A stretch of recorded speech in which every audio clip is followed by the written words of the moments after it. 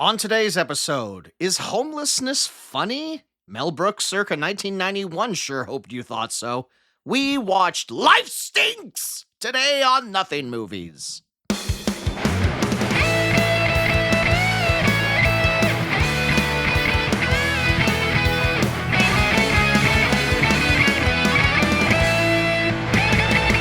So, Kaz, I know I'm not normally the one to date the episodes. I like to keep things a little evergreen, but I think I have a feeling I know what this is going to be. for the purposes of this particular episode, I would like to state for the record that we hit record on Monday, July 13th at 6:31 p.m. Pacific Standard Time, on the off chance that the subject of this episode should kick the bucket. As of this recording, we are unaware of the current state of the man of the hour. I was definitely going to bring this up. I wasn't going to have it be the very first thing we said, but yes, Rip that Band-Aid off. As of currently right now, we because it could legitimately be any second, any day now. No. I also had the thought that we were originally supposed to record this last night. Yeah. And then I moved it so I could go make it an event. And I absolutely had the thought. It's all like, Wait a second. That's a loaded 24 hours. Yeah. Like that really. You wake up is. to that headline and you're like, no. Well, I mean, to date this episode even more, I woke up to an even more unfortunate headline. R.I.P. Sam Neill. That fucking sucks balls. Well, they'll just probably clone him from some frog DNA or whatever. Locust DNA. Whatever it was. That'll be Jurassic Park 8. It'll just be AI Sam Neill's walking around, and they'll just be all like, my God, what have we wrought? Yeah. I did have this thought that, you know, like whenever a celebrity dies, like they're like really old. If a celebrity dies in their 90s, you know, like your Angela Lansbury's, your Betty White's and everything, it's of course sad. Of course, of course you want to honor the passing of a figure, a beloved figure that everyone loves. But there's always the thing within me where if someone famous dies in their 90s, my thought is all like, well, that's the age people die at. Mm-hmm. You know, it's less sad than, say, you know, for example, Sam Neill, who was only 78. That's far too young. But, you know, like if someone dies in their 90s, I'm not as sad that they passed away as maybe some other celebrities. I had the realization, though, if a celebrity hits over 100, keep going. Oh, yeah? What are you doing? Yeah. What, you gonna stop at 100? You fucking coward? How fucking old is Dick? Keep living. Dick Van Dyke. Also 100. There you go. David Attenborough is also 100. None of them can play with Legos anymore. Oh, really? Because is that the rule? It's ages 4 to 99. If you look on the box. I see. They take them away. And then the Lego people send their hit squad after you. That's absolutely right, yeah. And that's what kills you. So, Jameson, I've been thinking, you know, we've been doing this podcast all wrong. We've been leaving a ton of money on the table. That's for damn sure. And I feel like what we haven't been doing is the obvious thing, which is merchandising! Merchandising! Yeah. Where the real money of the podcast is made. Nothing Movies the t-shirt. Nothing Movies the coloring book. Nothing Movies the flamethrower. Right, yeah. And of course, Nothing Movies the doll. Me. Oh, you're an absolute doll. Oh, what? What is this? Now, okay, so a bit of Explain context. yourself. What just happened here, Kaz? The Kaz doll are basically just repurposed Cookie Monsters. Because I couldn't find anyone to just make like dolls of us from scratch, so I got some cheap Cookie Monsters and I repainted them. You have to admit, the resemblance is uncanny. I see. And you have to admit that it was smart to go with my opening to this. Well, we ended up doing both. Also, I have a Jameson doll. Oh, you do? Yes, but the best part about that is that I didn't have to do anything with that. It's just a Ken doll? No, it's just the villain from the movie Ugly Dolls. Oh, right, that. I do have a bit of a spitting image of that character. I was, I remarked on that once, and I was just like, why am I the villain of the Ugly Dolls movie? You are not an ugly doll. You are the... No, I'm the preppy, beautiful doll. You're the beautiful doll that wants to get those ugly dolls. Yeah, that's like, what is it, like looks-ist? Yes, he's looksist. Yeah. Yes. It's a message movie, Ugly Dolls. Yeah. Anyway, coming soon, Nothing Movies, the Etsy shop. And soon after that, I'll have to take out Nothing Movies, the bank loan. So what are we talking about today, Kaz? First of all, this is Nothing Movies, the podcast. Yeah. I'm Kaz. I'm Jameson. It's the podcast where we go through an actor's filmography and choose the most anonymous and culturally untalked about movies that they've made and decide whether or not they've got a certain something or if they're just a whole lot of nothing. And today, we are talking about the legendary Mel Brooks to honor his 100 years on this planet. Wow. An absolutely totemic figure of American comedy. Literally someone who shaped the face of comedy as we understand it today. Absolutely. Someone who has given us some of the funniest movies, television shows, and Broadway musicals. And today we are discussing, without a doubt, the least funny thing he's ever been associated with. And keep in mind, he produced The Elephant Man. I would say, on average, The Elephant Man, slightly funnier than today's film, 1991's Life Stinks. Yeah. And let me tell you, there should have been like at least a couple people on the set of this movie that pointed out several red flags to Mel Brooks. First and foremost being, don't call your movie Life Stinks. No one wants to go see a movie called Life Stinks. And indeed, no one did. Especially when, like, you're kind of at the height of your own popularity and success in show business. Yeah, but this is his attempt at trying to grow up a little. You know what this movie reminded me a little bit of as I was watching it, Kaz? What's that? Wishman. Yes! Because... That is true. Because there's just no magic in this one. Exactly. So it was whoever the hell directed that again. What was his name? Mike Marvin? Mike Marvin, Yeah. yes. The Mel Brooks of the straight-to-video Well, world. his prior two movies that we covered were these, like, dumbass ski school comedies. Yeah. These sex comedies and everything. And then he decided he wanted to grow up and do a romantic comedy about homeless people. You know what? I really want to say something about this. Yeah? I really have like a message here to say here about like Which is don't compare Mel Brooks to Mike Marvin. Oh no, I was saying Mike Marvin wanted to say something, and indeed, it felt like Mel Brooks also wanted to make something of a message movie. Yeah, he's really attempting to stretch himself as both a filmmaker and an actor here. Yeah. And God bless him For trying. It just didn't work out. No, not at all. Yeah, this is a weird gumbo that he was trying to do, getting a little experimental. I got some thoughts on this, but yeah, let's just talk. Let's sing the man's praises for now. Absolutely. So I don't know if we've ever actually had this conversation, but I just assumed, given our similarity in ages, you must have grown up with Mel Brooks's movies. Oh, sure, yeah. Of course. Like Yeah. that was such like an important part of my childhood. It was like Monty Python. It was something that my parents were into. So they were the ones that introduced me to them. Yeah, famously, I saw Spaceballs before I saw Star Wars. That's something that a lot of people of our age can definitely say. Yeah. Yeah, there was like one time we were hosting like a Halloween party, and my folks said like, well, we're gonna put like on some fun scary movies, and the top of the heap was Young Frankenstein. So I sat down and watched that. I watched Blazing Saddles at way too young of an age, but still loved it. And yeah, Mel Brooks is just the man. Yeah, and you know, like I have a bit of a rundown of his history here, and you know, like mild spoiler alert, it's gonna take a minute before we get to his film career because he just did so goddamn much, and he affected so much of American pop culture. Okay, so Melvin Kaminsky. Gotta find where I wrote here. Melvin James Kaminsky. He was born in 1926. God damn. His father died of tuberculosis when he was 2, and he's quoted as saying a lot of his comedy was shaped and influenced by the anger and hostility towards that unfairness happening at such a young age. For Brooks, humor became a defense mechanism. Yep. He's quoted as saying, "If your enemy is laughing, how can he bludgeon you to death?" At 9, he saw the musical Anything Goes with Ethel Merman, and afterwards he told his family he would be going into show business.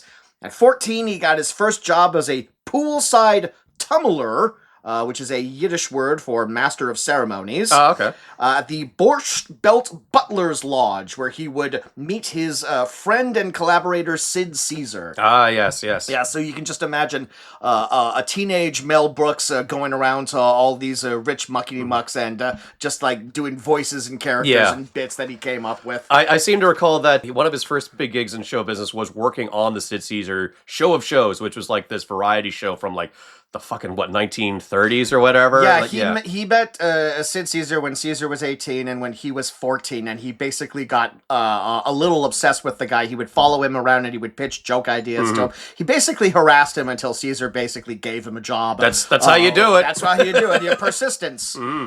He studied jazz drumming under bandleader Buddy Rich and remained a talented drummer for the rest of his life.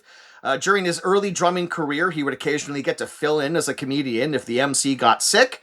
Around this time, he changed his name to Mel Brooks, shortening his mother's maiden name of Brookman. I should also point out at this time that a lot of this context I got from the excellent Judd Apatow directed two-part documentary, Mel Brooks, the 99-Year-Old Man. Right, yeah. Title that is now out of date.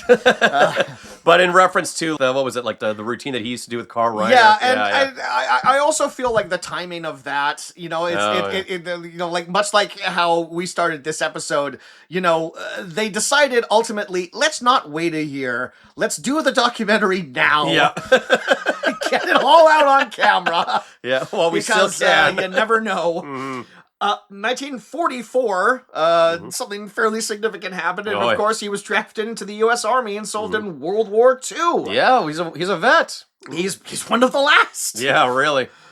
He took part in the Battle of the Bulge and was responsible for clearing landmines and defusing booby-trapped buildings.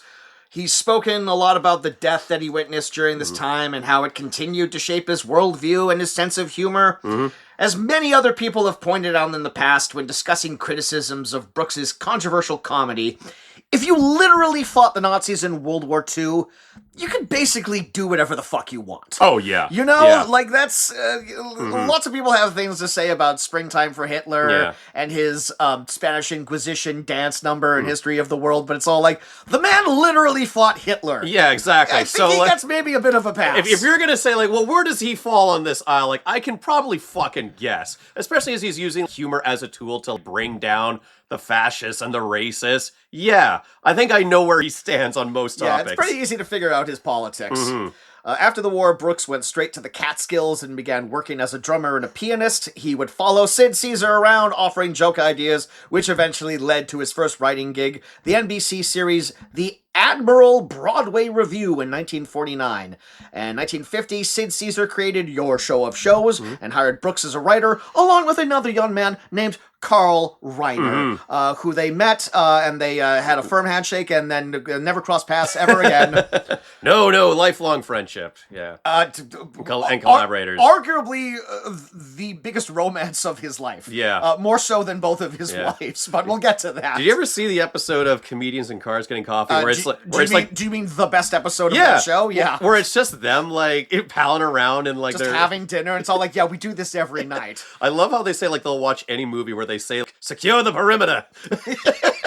I can't wait to get that old and I just do ridiculous shit like that all the time.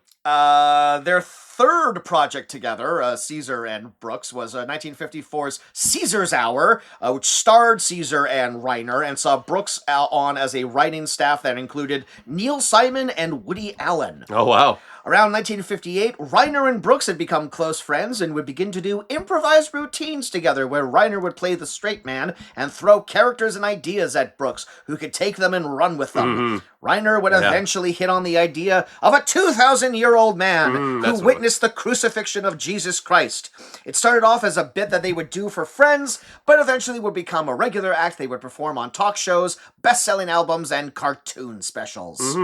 Brooks's success would ultimately prove to put a strain on his first marriage to Broadway dancer Florence Baum, with whom he had 3 children, and by 1961, the two had separated. 3 years later, he married Oscar-winning actress Anne Bancroft, who he remained devoted to until her death in 2005. Oh. Their son is author Max Brooks, writer of The Zombie Survival Guide and World War Z. I completely forgot about that. Yeah, the guy who like pretty much reinvented the zombie genre. I would from say, the 2000s. along with him and the creators of The Walking Dead, those are the two that sort of revitalized the zombie genre in the early 2000s. And it's Mel Brooks' kid. It's Mel Brooks' kid. It runs, talent runs in the family. Good for him. 1965, Brooks and Buck Henry created Get Smart, a parody of the secret agent genre starring Don Adams as bumbling spy Maxwell Smart. It ran for 138 episodes and several spin-off movies and remakes. Did you ever watch that growing up? Oh, I've seen a couple of episodes. Yeah. My grandpa really liked that show growing up. Yeah, that was something that my mom turned me on to. That was definitely something I would race home to see along with the Adam West Batman. I remember that was like a block of TV that I could watch as soon as school was over. Yeah, and that just like spearheaded, I don't know if that was like the first spoof movie, but it was certainly like the one that launched 1,000 ships. Brooks is quoted as saying, at the time, no one had ever considered making a TV show about an idiot. I was the first one. During a press conference for Get Smart, a reporter asked Brooks, "So what's next?" And Brooks responded, "Springtime for Hitler." Based on a long gestating idea he had for a musical comedy about Adolf Hitler, this idea, of course, evolved into Brooks's debut feature film, The Producers. Yeah. Starring Zero Mostel and Gene Wilder, which, despite its rampant poor taste, was a resounding success. What? Who wrote that? You? You have to remember, in 1960, this is the thing. You watch The Producers now, and a lot of it comes off as quite quaint. But in 1968, no one was making movies like that. It was super taboo, yeah. No one, like the thought of doing like a big Broadway musical with kick-dancing Nazis was just like completely unheard of at the time. But I mean, that was his fucking point. He wanted to show the ridiculousness of the propaganda machine of the Nazis, and just like, hey, like the way that they're all goosed up and they have all this like elaborate pageantry, that's just like a Broadway musical. He's taking them down a peg. You know, like, that's fucking brilliant of him. And then, like, only someone who, like, had the courage to go and fight against the Nazis would think of something like that. Totally, yeah. And it absolutely panned out for him because it went on to be a resounding success. Yeah, it's one of the few musicals I can really enjoy. Well, of course. Important distinction, the movie and the musical are two different things. Right, yeah. But, of course, you couldn't have one without the other. Exactly. They're pretty much, like, hand in hand at this point. Yeah, and, of course, I mean, like, the movie is not a musical, but it does have the musical number, Springtime for Hitler, which is just copy and pasted over into the musical. And I had seen the original producers before I saw, like, the remake one and the Broadway play. See, what's interesting is... a lot of people haven't done that. No, I did it the other way. I got the opportunity to see the producers on Broadway, not with Nathan Lane and Matthew Broderick, unfortunately. Yeah. They had both gone by that point. But I didn't get around to seeing the movie The Producers until much later, and I did, in fact, have to temper my expectations. I had to watch it a couple of times before I really appreciated it, just because I was so used to the musical. Yeah. But of course, The Producers is great. But the performances are fine. The jokes are great. I mean, and it started his long collaboration with Gene Wilder, who was nominated for Best Supporting Actor. And speaking of the Oscars, Mel Brooks would win the 1968 Oscar for Best Original Screenplay for that film. Well done. His memorable acceptance speech begins, "Well, I'll just say what's in my heart. Ba-bump, ba-bump, ba-bump." His second film, arguably his second most forgotten film after Life Stinks, was 1970's The 12 Chairs, an adaptation of the Russian satirical novel of the same name, about three men, played by Ron Moody, Frank Langella, and Dom DeLuise, racing to find 12 antique chairs that have a fortune in diamonds sewn into them. It would also be the first significant acting role Brooks would give himself, in a small role as an alcoholic ex-serf who yearns for the regular beatings of yesteryear.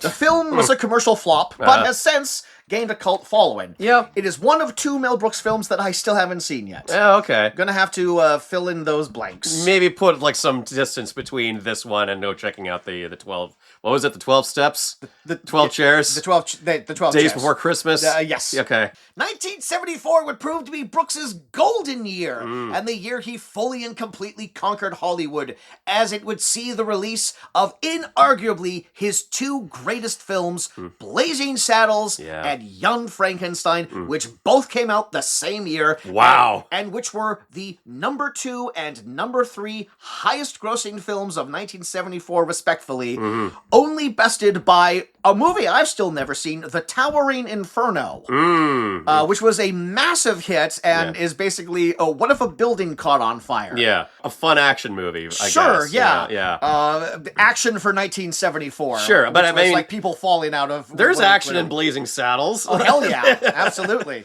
Yeah. Both of these were, smash successes. Both of them ended up getting Oscar nominations of their own. One of my favorite Oscar nominations, Madeline Kahn in Blazing Saddles for Best Supporting Actress. I think she should have won. We should point out that Gene Wilder was the original screenwriter for Young Frankenstein. Yes. He insisted that Mel Brooks not act in it because he wanted the acting and the performances to come out naturally, and so the humor comes from the actual characters and the performances, and so Mel could just focus on trying to nail that old Universal monster movie look, and I think he excelled at it. Oh, I mean, I think that was a good call on Gene's part. One of the most amazing things about Young Frankenstein is you watch it next to the actual James Whale Frankenstein, and it's basically one for one. Yeah. The sets and the lighting and the cinematography, he nailed it. And this is what most modern movie parodies are missing. Is so many of them are just cheap slapdash affairs. Yeah. But to really take the piss out of something, you have to love it first. Yeah, You have to exactly. Unabashedly just adore it. And that's what Brooks understands about his parodies. And I think he also understands that you have to zero in on a subject that the back of your hand, that you do love it, but is also ripe for picking apart as a fan of it. And I think a lot of the modern spoof movies just kind of veer too much into we'll just throw everything at the wall and see what sticks. But there's a focus that goes along with a Mel Brooks spoof, as well as there would be some references and callbacks to other things in that genre. They had the good sense to if we're gonna make fun of Frankenstein, the Wolfman can't show up, Sure, I mean, well, in point of fact, largely because, the Abbott and Costello movies already exist. Yeah. So someone's already done that. So you don't need to tell that joke Yeah. again. Before we get into Blazing Saddles, I just wanted to say one thing about Young Frankenstein. Oh, sure, yeah. Something that came up in the documentary, which I think is really fascinating. I'd say arguably the most famous scene from that is the Putting on the Ritz number. Yeah. That was a sequence that was entirely the brainchild of Gene Wilder, and Mel Brooks did not want that in the movie. Oh, really? He didn't find it funny, and Gene Wilder would just hound him for days and days and days until Mel Brooks eventually said, "Fine, it's in the movie." And it's a great example of a creative ceding power to someone else. And as it turned out, it's still hysterical. That's also kind of baffling to me, because one of the hallmarks of a Mel Brooks comedy is a musical number. It's a little song and dance. Well, him and Gene Wilder really had similar senses of humor. Gene Wilder also had a directing career. Not nearly as well known as Mel Brooks's, but if you watch any of Gene Wilder's movies, he has a very funny movie called The Adventure of Sherlock Holmes' Smarter Brother. That feels very Brooks inspired.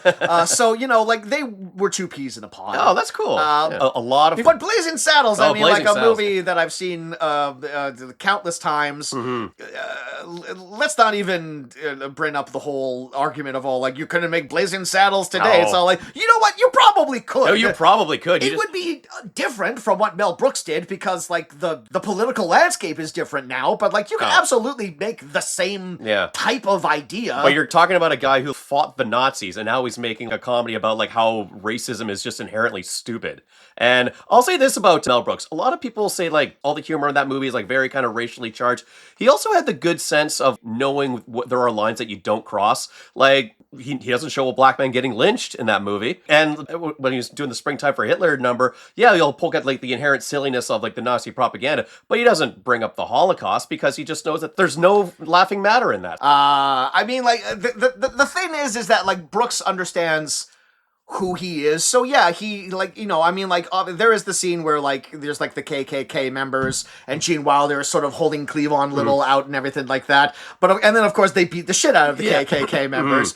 Jumping ahead a little bit here, History of the World Part 1, he has another big song and dance number about the Spanish Inquisition, and that number famously has a bunch of Hasidic Jews being tortured to great comedic effect. But he understood that he could do that, but doing the same thing to black people, Are they technically slaves? I mean, they're like indentured servants who were like forced to build the railroad. Are they like literal slaves? I don't know. I haven't. It's been a while. It's been a while since I've seen it. I don't know too. that detail. But he also knew that, like, you can't just have like a blanket. Gloves are off, like, for all things. It's like, no, other people's history and plight is not the same as my personal history and plight, and my demographics' personal history and plight. He just knew that you can't just do offensive shit for the sake of offensiveness. Yes. And so when everyone says like, oh, you couldn't make a Mel Brooks movie today.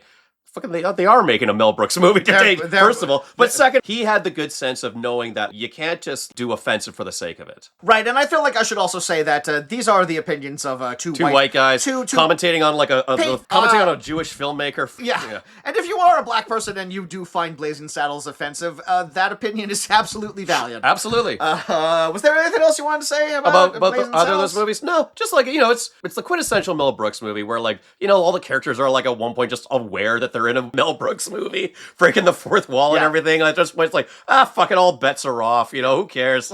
Also, lots of farting. Lots of farting. Which, to me, as a kid, was all like, this is the funniest thing I've ever seen in my life. 1976 saw the release of Silent Movie, which is the other Mel Brooks movie I haven't seen that one, actually. Yeah, it's interesting. My mom showed me all the Mel Brooks movies, and I always wonder why that one never made the rotation. But I once heard it described as, it's a bunch of skits where they have like a bunch of Hollywood celebrities just like kind of taking the piss out of themselves, but they have all the slapstick of like a Charlie Chaplin kind of movie, like Buster Keaton movie. What I am able to glean, it is like literally like a silent movie from the 20s and the 30s with all of like the like Burt Reynolds and Robert Redford and all those, Paul Newman, but it's also in color too. So it's in color, but I haven't seen it. I can't comment on it. I know the famous joke is that it's an entirely silent movie. And the big joke is that they phone up the acclaimed French mime Marcel Marceau, and they ask, hey, do you want to be in the movie? And the only spoken word of dialogue is a man who never said anything his entire career going, no! Good gag. That's pretty good. Also, notably, Silent Movie was the first time that Mel Brooks gave himself the lead role in one of his movies. Yeah. I don't know if that's like the smartest use of his talents. He's great as a supporting character, but like he's always very extra in his performances, like going back to like the governor in Blazing Saddles, President Scroob, Yoda, he'll chew the scenery out of it, but like he's not the main drive of your movie. He's very big and you know exactly what to get from a Mel Brooks performance. I would argue that is better than him attempting to stretch himself dramatically like he does in Life Stinks, which we will get to. He might have had like two different modes as an actor, but stay in that Bugs Bunny lane if you could, please, sir. 1977's High Anxiety was a parody of Alfred Hitchcock films. That was another one I grew up with. So Silent Movie was him kind of splitting the lead with Dom DeLuise and Marty Feldman. High Anxiety is like the first time Mel Brooks is the star of the movie. Okay.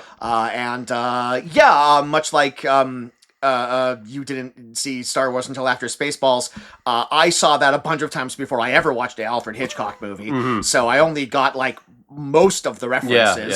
But there's a very funny Psycho parody in that where a bellboy attacks him with a newspaper and he falls over like gently in the shower and the camera pans out and then he just goes, "That kid gets no tip." 1980, Brooks launched his production company, Brooks Film. Their first releases were the dramatic comedy Fatso, starring Dom DeLuise, which was directed by his wife Anne Bancroft, and more notably, David Lynch's The Elephant Man, a movie that Brooks went uncredited for, remarking that his name being attached would hurt the film's chances of being taken seriously. Okay. Which ultimately ended up in him denying himself an Oscar nomination when the film ultimately was nominated for Best Picture.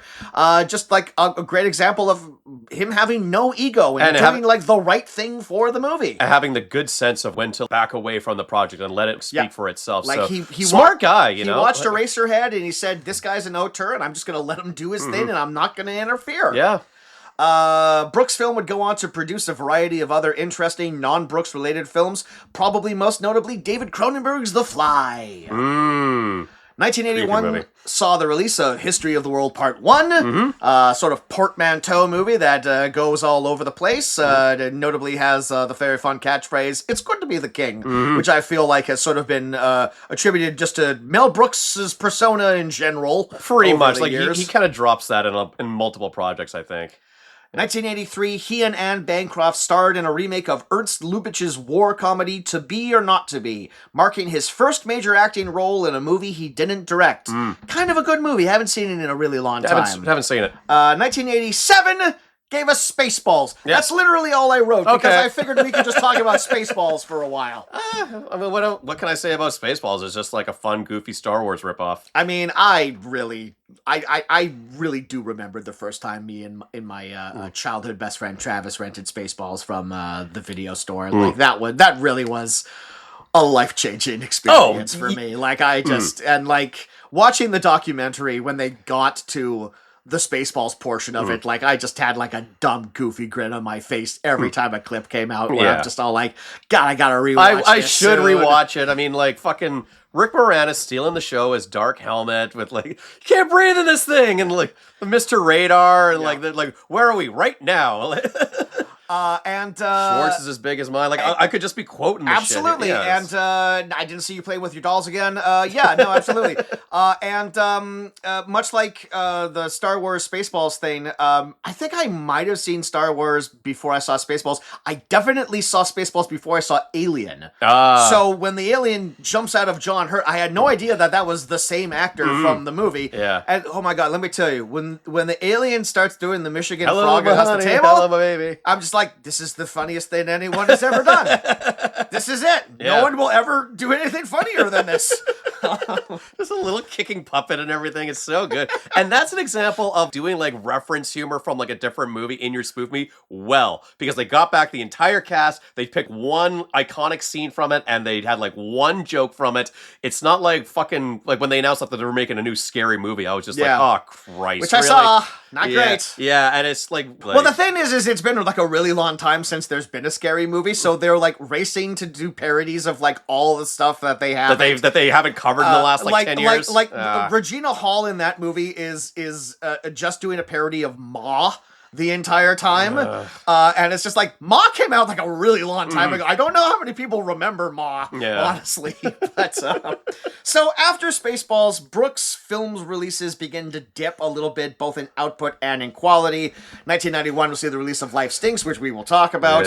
And then 1993 and 1995 saw the release of his last two films, Robin Hood Men in Tights and Dracula Dead and Loving It, which definitely aren't the same quality as earlier films. I still really like both of those movies. I'll go to bat for Robin Hood Men in Tights. Robin Hood's got some really funny stuff in it. Sure, yeah. And what I'm going to say is like probably Mel Brooks' favorite cameo, where he's just like the rabbi potion salesman. Rabbi Tuckman. Rabbi Tuckman, yeah. I take my machine, I take your little thing, Yeah. and nip the tip. But it's crazy how, like, yeah, this is going to be a spoof of Robin Hood, but not like the Kevin Costner Robin Hood that just would have come out, but like an Errol Flynn swashbuckler. Well, I would actually argue against that. I would say it very pointedly is parodying the Kevin Costner Robin Hood. I mean, I feel like the great Roger Rees as the Sheriff of Rottingham is basically just doing an Alan Rickman impression. Tracy Ullman as the Witch Latrine. Like that's like a one for one, like a character from that. So, but like it's adding in the Errol Flynn stuff, and also notably something that I didn't realize until I did all this research. Mel Brooks actually had like a very short-lived Robin Hood parody television show. Oh, okay. In the 80s, I believe. That only lasted one season, is something of a footnote. So I think he maybe recycled some of his ideas from that. Yeah. But good use of Cary Elwes, I'll say too. Oh, Cary Elwes. But Dracula Dead and Loving It. I remember watching that with the family once, and like I could kind of feel the energy dip from everyone else in the room. I was dying of hysterics of it, but I could kind of tell that everyone was like, It's like, well, he likes it, yeah. Yeah. I mean, like, that it really felt like a blending of, like, the two types of parody movies, because it was Leslie Nielsen. It was the only time he worked with Leslie Nielsen, and around the time that, now that I think about it, is around the time that people were getting a little tired of Leslie Nielsen's shtick. Yeah. They were both, I mean, both of them were entirely on the wane at that point, Yeah. and there's largely a reason why that was the last film that Mel Brooks directed. I heard that they originally wanted Kelsey Grammer to play Dracula.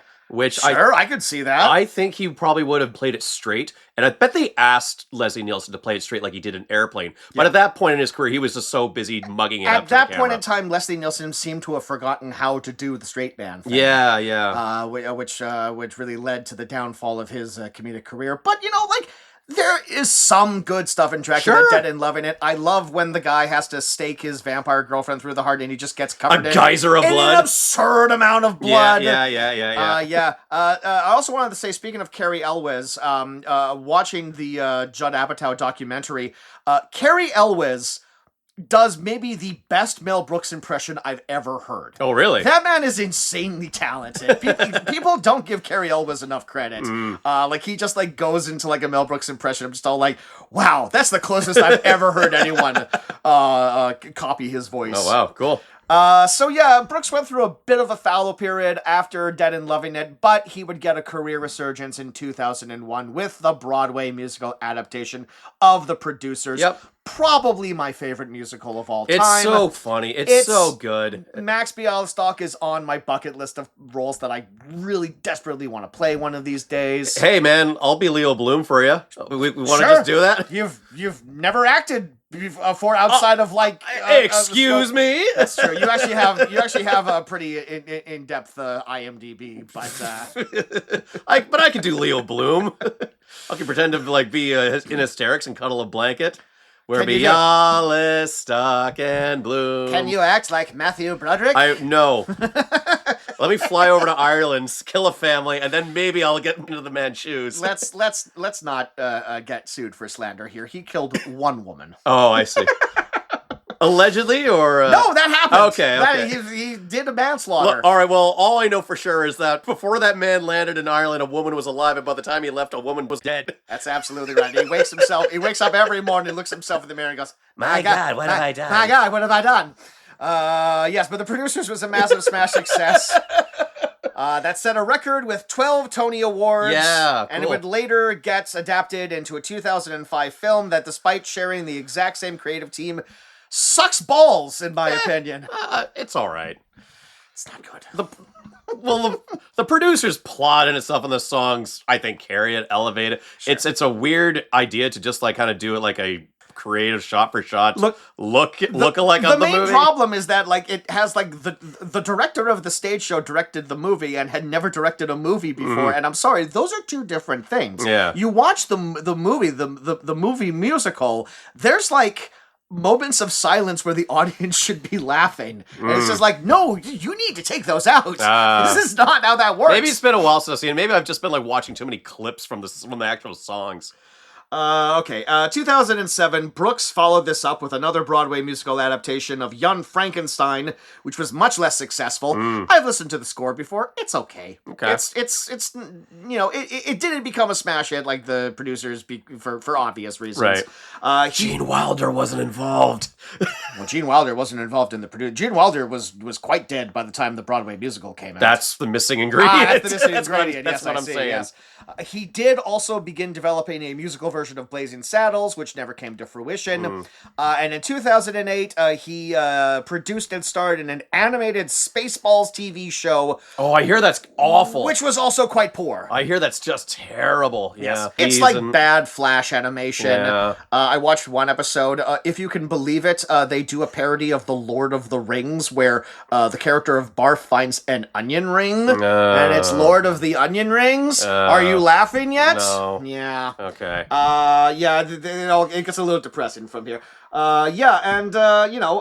He's been on a bit of a run lately with making belated sequels to his beloved properties. In 2021, Hulu released the limited series History of the World Part 2. Is that any good? I haven't seen it. I haven't heard great things. Okay. And in 2027, Yeah. we will see the release of Spaceballs: The New One, which has gotten all of the surviving cast back, including the return of Rick Moranis. Yeah. He finally came out of retirement for something. He didn't come out of retirement for any of the Ghostbusters stuff, but he said yes to Spaceballs too. I have very low expectations for this one. I'm cautiously optimistic. It's being directed by the guy who did Barb and Star Go to Vista Del Mar, which is a very funny comedy if people haven't seen that. It is co-written by Josh Gad, so that what's his track record like? For writing? Yeah. I don't know. Okay. I mean, he's the snowman, so that's basically what I know him for. I think I saw a premise or a synopsis recently, and it just kind of, it's so fucking meta the way that they describe it. Well, it feels like what they're gonna do is they're gonna do like a legacy sequel like take on it, a Force Awakens type thing. They're gonna do a takedown on these legacy sequels, right? Like the decades way too late legacy sequels. Like I think at one point they just say that you can't stand up against a reboot or something like that. Yeah. And it's just like, but even though he had nothing to do in the writing of it, at 99, Mel Brooks will appear as Yogurt and President Scroob. will he be on the red carpet? We will see. Wait and see. We will see. Keep living, Mel. I dare you. I friggin' dare you. And that's not even the end of it, because just last month they announced yet another TV show, Even Younger Frankenstein. Oh no. Which will be produced by one of the creators of Atlanta. I think Taika Waititi is an executive producer. Zach Galifianakis, Kumail Nanjiani, and Carrie Elwes are attached. So, jury's out. Like, this is the thing. Like, this is the thing. Like, all of these things come out now, and it's like, yeah, we have, like, modern comedy contemporaries like Zach Galifianakis, like Josh Gad, or whatever, and it's just like... Danny McBride, but, like, they're just, you know... They don't have the Mel Brooks magic. No offense to them, but just like they don't have like the Mel Brooks magic. He had like a sensibility to his comedy. Like I'm going to keep going back to his status as a veteran, but a lot of his anger came from a righteous place and a defiance against the atrocities that he saw and that were directed towards his people. Yeah. So yeah, I mean, like, where is this comedy of yours coming from? That's all I got to say about a Mel Brooks comedy and trying to make one today. And I think so many people like watch Blazing Saddles and they take away like the wrong message from it. Is that it's you don't just do offensive comedy for offensive comedy's sake. You do it to shine, to put a mirror on the injustices in the world and say like, aren't these people silly? Yeah, and I've noticed that a lot of the people a lot of white people who will say like, oh yeah, you can't make Blazing Saddles today, we should make another Blazing Saddles. You don't tend to hear them saying like, oh, we should do another Springtime for Hitler, because that's actually making fun of the white supremacy-ness of it. Who famously have the best sense of humor. Yeah. Let me just look at us 6 years in. But let me just say this about Mel Brooks. I had this thought, and it's a ridiculous thought in itself, but the man himself, for like having a career of just making all these great genre comedies, he's also got a pretty robust filmography in terms of genres. He's technically made a Western. He's technically made some horror movies. I wouldn't even say technically. Yes, I mean, this is the thing. If you do... He's made some historical epics. This is the thing. If you do parody well, it becomes another entry into the genre. Yeah. You can watch Blazing Saddles alongside The Searchers or whatever, and it's all like, you get like a lot of the same shot composition. And iconography. Music. Yeah. They're companion pieces in a way. Yeah. Well, yeah. I think we've covered everything. We did, yes. I mean, we didn't talk about... Underdogs or the cameo in The Simpsons that he had. But whatever. Jameson, my mind is blown. I completely forgot he's been in a previous episode. I completely forgot he was in Underdogs. We watched that movie because it said on the box, introducing Mel Brooks. Mel Brooks, that's right. I forgot about that. The sole reason you've selected that. That was like episode 12. That was so fucking long ago. That was year one of our fucking bullshit. Jesus Christ. I completely forgot about that. The Simpsons. You tell you what, you be Call Rider. I hate Call Rider. Let them all go to hell except Cave 17-6. Yeah, that's the end of it. All right, okay, all right, moving on. I'm just wasting time so we don't have to talk about Life Stinks. But we will take a break. We will come back. We will talk about Life Stinks. And life will continue to stink. We will talk about Life Stinking. So stay tuned for that. I bet you can't wait. We set the table for you. Yeah. Expectations sky high.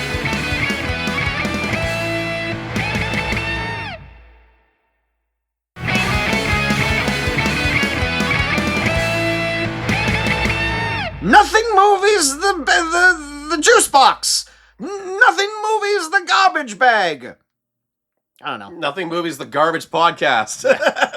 That's already out there. Yeah. That's available for your listening pleasure on Spotify and YouTube. Still not Apple because I can't be fucking bothered. Welcome back, everyone. Yeah. This is the part of the podcast where we talk about the director, but that's all we've been doing. So let's just go right into 1991's Life Stinks. Yeah. It originally started off as a script that was titled Money, Money, Money.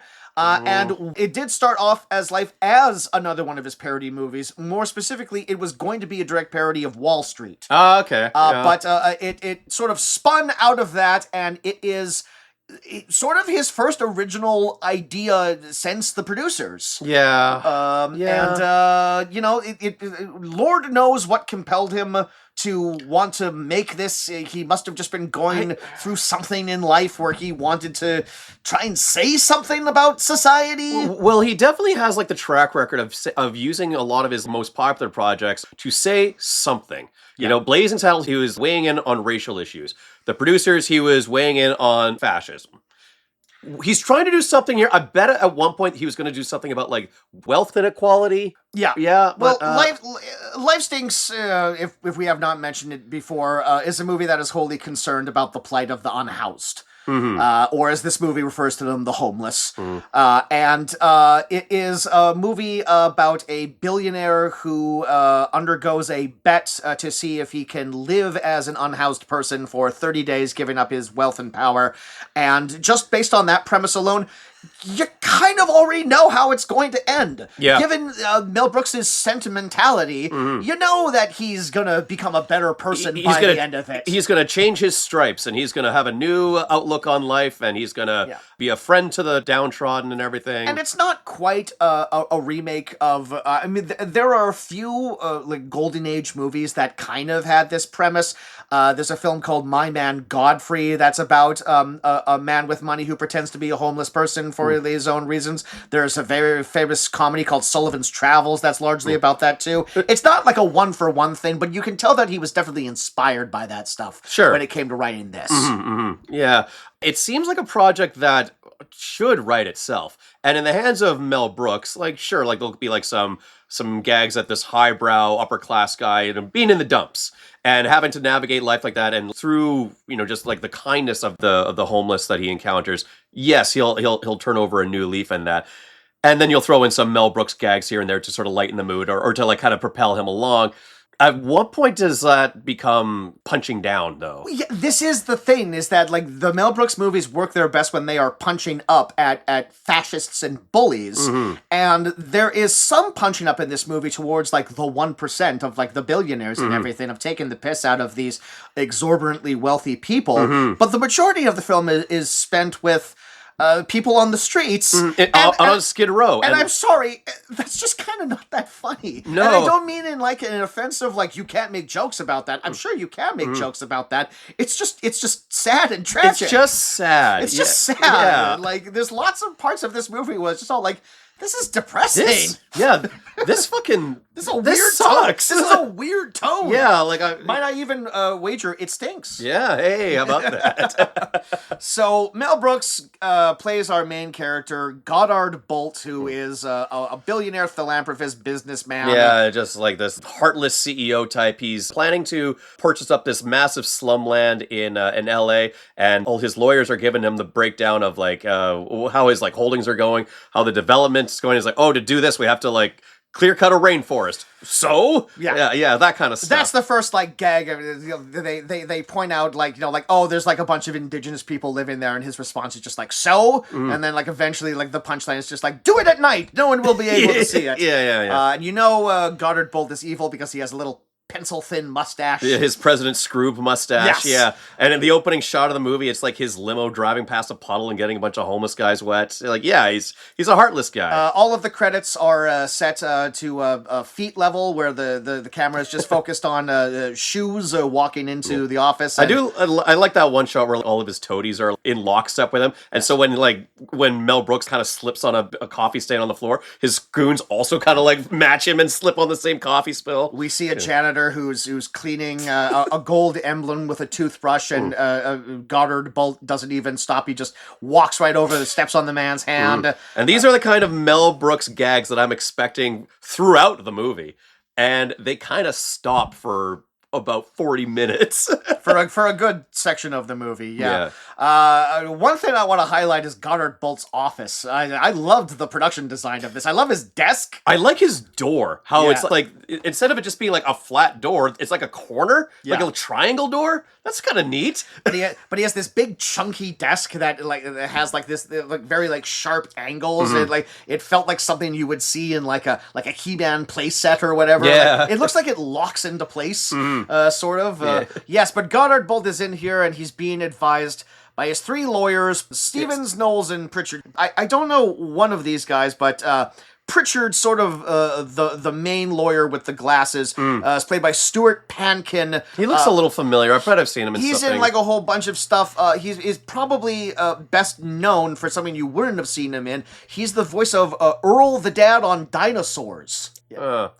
Okay. And then Knowles, the other guy, is played by a guy named Michael Ensign, and like I'm just like, this guy's got a great face. Is that the guy that looked a little bit like Ted Turner? Yeah. Yeah. He does have like a great Ted Turner look to him. He just has like these piercing eyes. Yeah. And you can tell that he plays like a lot of like stuffy aristocratic guys. He always looks outraged. I'm all like, where have I seen this guy before? He's the hotel manager in Ghostbusters. Okay. Yeah, I see it. Yeah. Okay. So they are there advising him on, and we get like the great gag where there's the model of the slum with all the dilapidated buildings and like he flicks a little homeless man away with his finger. I love when he deploys what his plans are for the redevelopment, and the plan like literally drops from the ceiling and crushes and the slum. It's like what he plans to like redevelop, but it's literally like a hydraulic press, and it looks like a city right out of fucking Mass Effect, or like like that's like what fucking Krypton looked like. But we find out very soon that he's not the only one bidding for this slum who enters the movie, but the returning featured actor, the devious Vance Craswell, played by new member of the Four Timers Club, Jeffrey Tambor. Yeah, he's moving up there. He's moving up there, and much like other recent member of the Four Timers Club, Hulk Hogan, I'm going to say we need to put a veto on Jeffrey Tambor movies because he's not a nice man. Oh, he's not? He's not. He's. I heard he yelled at Jessica Walter, and you should never do that. Right. But what else did he do? Oh, some bad stuff. You don't want to. You should. Okay. You all need right. to Google it later. Well, there's a reason why he was the lead actor on the TV show Transparent, and then by the final season of Transparent, he's no longer on the TV show Transparent. Okay, fair. Anyways, he's sort of like a proto George Bluth in this one. This very much is like because he's a wealthy property developer and everything. I like his entrance, which is like a very Mel Brooks gag, where he's like, "Am I interrupting? I'm interrupting. I should go." Excuse me. Am I interrupting? I'm interrupting. I'm interrupting. I should leave. Should I leave? I'm gonna leave. Can I come in? Look, Jeffrey Tambor, problematic guy, but also he's really funny in this. He's got good comedy chops. And he's usually funny in whatever he is. Yeah. And he's a great foil for Mel Brooks in this. Because his thing is that at the start of the movie, Mel Brooks is playing this a lot more inherently evil, and Tambor is trying to give this impression that he's a little more altruistic. His specific thing is that he's from these slums, yes, whereas Mel Brooks was born into wealth. Exactly, yeah. He makes the point that I built myself up from nothing, whereas you were born rich. I don't expect you to understand my feelings after all. You're a rich man, son. You were born into money. What are you kidding? My father left me $5 million. It's nothing. Yeah, barely nothing. Yeah. But yeah, like he came up from these slums, and the way that he describes it, he wants to help the downtrodden, whereas Mel Brooks just wants to like pave it over, put up like a fucking mall or whatever the fuck. Yeah. But I mean, we can fucking see through this. We know that Tambor's going to be the villain. We know that he's probably going to have like the exact same plan and do even worse things probably. See, I thought that the way that this was going to go was because Mel Brooks began the movie so heartless, and then by the end he kind of realizes the error of his ways, that he would sign off everything to the altruistic Jeffrey Sure, Tambor by the end of the movie. The problem with that is that they cast Jeffrey Tambor. Pretty much, yeah. And then they realize, like, nah, let's have an actual antagonist. So what happens is, like, they're both competing for this, what is it, like a mile and a half block in South LA or whatever. And, you know, they both want it for their own redevelopment purposes. And they just make a wager of like, oh, you couldn't last 1 month in this environment. Mel Brooks is like, sure I can. Want to bet? Sure. Done. So that's it. It happens very quickly. It happens very early. Like, the plot of this movie, it just, like, gets into... I mean, it's not a terribly long movie, but yeah, like within, like, the first 5 minutes, the setup and, like, deployment... And the stakes are made very clear. Are immediately done, and, yeah, Tambor at first can't quite believe that Brooks has signed off on this, but he's all it's like he tricks him into doing it. Yeah, but Brooks is all like... Yeah, it's all... You can tell that he's, like, appealing to Brooks's ego or whatever, is all like, you know, like, I'm Goddard Bolt, I can do whatever... Yeah. I can do whatever I want, I'm invincible. Yeah. So like, I can absolutely do this. Yeah, so they hook him up with an ankle monitor. So it's like, okay, you actually have to stay within the perimeter of this place. If you're outside of it for more than 30 seconds, the bet is off and you automatically lose. You'll be without your credit cards, your identification. And your toupee. And your toupee. And your iconic President Scrooge mustache. And the last one is that I thought would have come up is you cannot tell anyone who you are. Because I guess, like, Mel Brooks' character is meant to be like the richest man in America at the time. A very well-known, famous face, and no one fucking recognizes him at any point. You take that mustache off, and no one it could be anybody. Him. And also, quite notably, he signs power of attorney over to his lawyers so they can continue managing his business while he is away for the 30 days, which I think anyone watching can tell you probably not a great idea. Not a great idea at all. Yeah. There's lots of jokes around these lawyers where they're you know, like, someone will say it's all like, oh, have you no decency? No, like, we're lawyers. We're lawyers. Oh my god. These jokes came from, like, a joke book he had when he was literally in the Catskills. Like, really. Years ago. My dad is a lawyer, and he has way better lawyer jokes than the ones you hear in this I'm sure he's heard them all at this point, so he has a collection of them. Yeah. So, yeah, Goddard gets driven down... This is kind of one of the things where it's all like, the whole idea is all like, no one can know who you are. They still drop him off in a limo. They drop him off in a fucking limo in broad daylight, right? And I guess the idea is that everyone who's living in this slum is so preoccupied with their own lives that no one actually really is looking at them. I don't know. I feel like if a limo rolled into this part of town, it would get some eyes on it, probably. Yeah. A guy who's, like, still kind of wearing, like, a 3-piece suit and, like, nice Italian shoes walks out of that limo and he's just abandoned there. And it's a bustling street that he laid him out on, right? So you think there'd be a couple of people at least, like, going up to him and asking for change or whatever. Yeah, and it's, as you say, it's like, it's really only, like, a handful of city blocks. So, like, he's obviously seeing, like, the same... Like, same faces. Same, like, 100 or so people, like, over the course of, like, these 30 days. So, yeah, you'd think someone might clock it. Yeah. But I don't know. We're not going to point out the plot holes and life stinks. Yeah, too much, yeah. And so almost right away, Mel Brooks can't really hack it. Within, like, the first 12 hours of him there, he starts getting hungry and he's rummaging through trash. He tries to go and sleep at a flop house, but he doesn't have any money on him. And so he almost immediately breaks one of the stipulations of the thing. He doesn't literally say to the clerk or whatever, I am Goddard Bolt, but he says, like, I'm one of the wealthiest men in the world, and if you give me a room, I'll give you, like, $2,000. And the guy's just all like, how about you give me $250 now, or you fuck off? Yeah. I love that. You know, how about, okay, sure, we'll do it for, like, $50,000, but for a down payment, you give me, like, $295 for the night. I love that, you know? And this is the moment where the film just honestly becomes kind of depressing, because it's largely just Mel Brooks wandering around with no money. He goes to sleep in a drainage pipe and is immediately covered in rats. Yeah. There's kind of a funny gag where, and it's so telegraphed, where he goes to sleep in front of the door? Yeah, and then, of course, the door opens and it sweeps him into an open dumpster. And it's, like, funny, but it's, like, that was obviously a door. Yeah. So it's like, you could tell that was going to happen the second he got there. It's like in fucking Ocarina of Time where you can recognize a bombable side of a wall. Yeah, that's a door that swings open and will knock you into a trash can. Or, like, if you're watching, like, a Scooby-Doo cartoon and they're trying to find the one book that moves the secret staircase, and it's, like, it's the only one that's, like, not part of the background. Yeah, it's pretty obvious. Yeah. So he wakes up in the morning the wake-up call is a homeless man named Sailor pissing on him.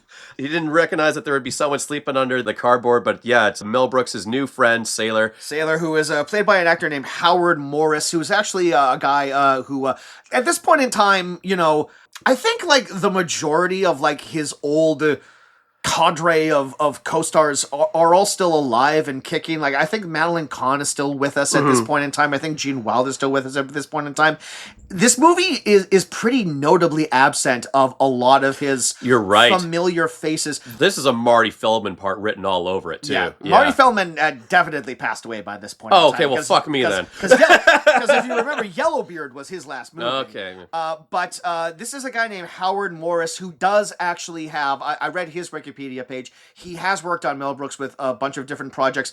Interestingly, also a World War II veteran who literally was in the same battalion as Carl Reiner. Okay. So they've obviously known each other for a while. He's appeared in a couple of Brooks's other films.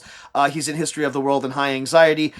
He also notably was a pretty big voiceover actor. He was the voice of Gopher for the Winnie the Pooh cartoons. He played Jughead Jones in a couple of things. So that's who this guy is. And yeah, he's just like your typical salt of the earth friendly hobo guy. Sailor, because he used to be a sailor. He always loved being on the sea, and he has a sailor's cap. He's got a naval officer's cap there and everything. And yeah, he's just trying to be like the helpful guiding hand of Mel Brooks, who's very impatient with them. I mean, he kind of just like tags along with them and tags along with a lot of the homeless friend characters because he has nowhere else to go and he has no one else to hang out with. But it's also the first time that we see that maybe Goddard Bolt actually does have a twinge of humanity, because Sailor is notably just blowing his nose into the gutter. And I guess when they were taking away all of his worldly possessions, they forgot to take his monogrammed handkerchief because he says, like, here, you need use a hanky. You need to blow your nose into a handkerchief, which is on the one hand, like a high society person telling, like the muckety mucks how to live, but also kind of a nice thing to do for the guy. There's a late part of the movie where like they're having a meal together and he notices that there's some food on the side of Sailor's face, and that's also a very This is a very broad Brooksian that's a gag. Brooks joke where like he keeps did I get it yet? And he's just moving it around his face. There's like a giant kernel of corn on his face, and he keeps cutting away to Mel Brooks, and then when he looks back, did I get it? And it's in a different part of his face. And then the button of the joke is it's in the middle of his head. It's all like, not yet. And then he moves it around. It's like, did I get it? And it's still in the middle of his head. And then the punchline is Mel Brooks going, yeah, you got it. Yeah. But hey, he helps him out. At the start of the movie, he's like this heartless capitalist, and then within like one night of sleeping, he's starting to have it actually doesn't take very long for him to come to the realization, these are like people. And they live in hardship. And then he has like 29 days left to go. I've seen the error of my ways. A big problem with this movie is that you don't really get a great sense of the passage of time. No, and the movie kind of dicks around a bit. Yeah. Like, we have scenes where he's trying to make some money, and it's just skits where he sees a kid busking. So Mel Brooks tries to busk, but he's not successful because he's not like a fucking cute little 10-year-old. Exactly, yes. Yeah, it's just an old man doing a soft shoe routine. He's literally going rudely toot toot. Yeah. Which is quite funny. And yeah, there's the classic can I wipe your windshield gag where he just makes the windshield even more disgusting. Yeah. All of these are well-trodden tropes. And then on top of everything else, he gets mugged. He gets mugged. He's befallen by two goons. Hired goon. Well, actually, they're not hired goons. Freelance. They're freelance goons. With weird names like Violent Victor and Yo. It is Yo and Mean Victor. Mean Victor, okay. Yo is played by an actor named Raymond O'Connor, who I am not familiar with, but Mean Victor is played by a guy I really love named Brian Thompson, who has briefly appeared on the show before. He was in Pass the Ammo. Wow. And he spent the majority of that movie dressed as Samson and chained to a pillar for reasons that I don't remember. That guy. But I just remember that. But he was in the Terminator. He's the punk that the Terminator steals the clothes off of. Okay. He's the main villain in the Stallone film Cobra.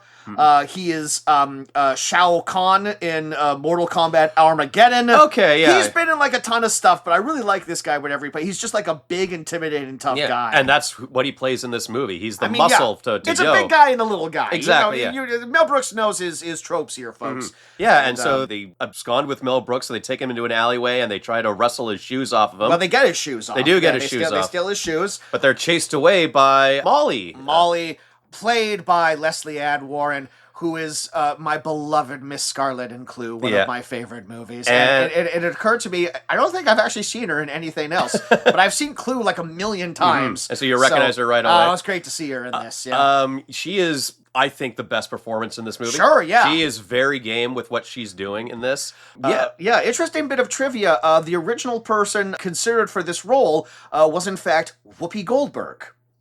Who I could definitely see as an unhoused person.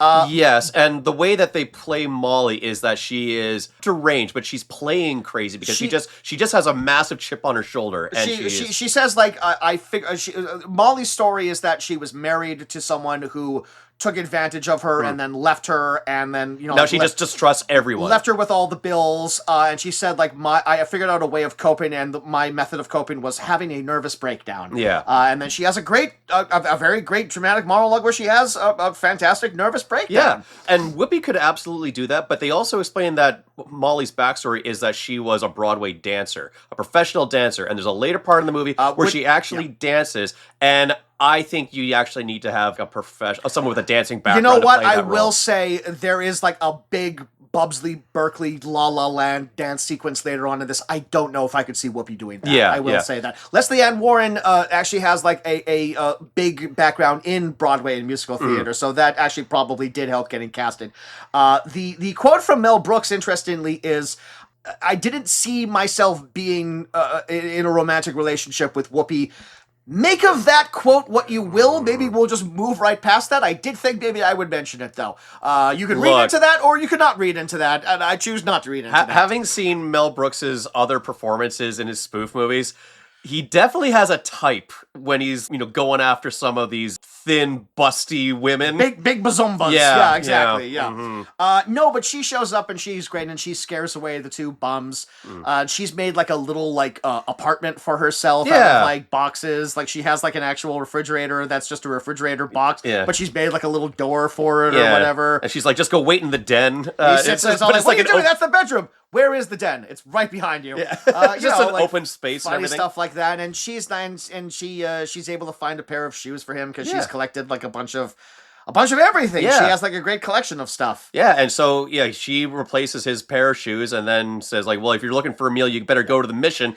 Points him in the direction. And pointedly, she's pretty hostile. She's nice enough to give him the shoes, but yes, she is not like immediately like, I'm here to help you out. She is pretty standoffish. Yeah. She is pretty hostile because, she lives on the street. Yeah, you have to take care of yourself. You got to defend yourself. There are people that will take advantage of you, and I mean, this is the unfortunate thing. Like when you're talking about like women on the streets, there is like this unspoken sexual assault element that you also have to. That I think the movie like sidesteps, almost kind of alludes to, but like I think Mel Brooks was like smart enough to realize, if I bring that up, that's just gonna that's gonna destroy. This is gonna evaporate this movie. There's no real way I can make jokes about. And there's no coming back from something like that once you let that out in the air. So he establishes that Molly always has like a she's got like a bayonet. She's got bayonet with her at all times. Yeah, from like the Civil War. Or whatever. So for just in case, which she could probably sell for a hot meal at the very least. You can't put a price on security. Absolutely. Yeah. They pass by a local chapel where we see two people getting married. How romantic. What a great place to get married. And holding on to the train is yet another person who's been on a couple of episodes recently, Billy Barty. Yeah. Who's mentioned in the opening credits, but I think he only has like one line. Yeah, he really only has like a couple of bits. But he shows up. But the thing is like he was such an icon. He really was like the first little person star. Mm-hmm. So like he is like a bit of a Hollywood legend. So he's gonna get his name in the credits no matter what. Notably, the interesting thing about this priest, this was a joke I didn't quite understand. The priest comes out and he says like, "Goodbye, best of luck in your marriage." He has a Spanish language translator. Yeah, so the second time that you get a establishing shot of the church, you realize that it's a bilingual church. It's a bilingual church. Oh, I see. Yeah, okay. So they're like the first church of whatever, and it's like, Yeah, primero, whatever. So everything the priest says, the translator says again, and then he says something about like consummating the marriage, and of course the guy gets like really starts going like Yeah. and then the priest slaps him. It's all like, I didn't say that many words. Yeah. Notably, this priest is played by what is his name? It's Pauly Shore's dad. Okay.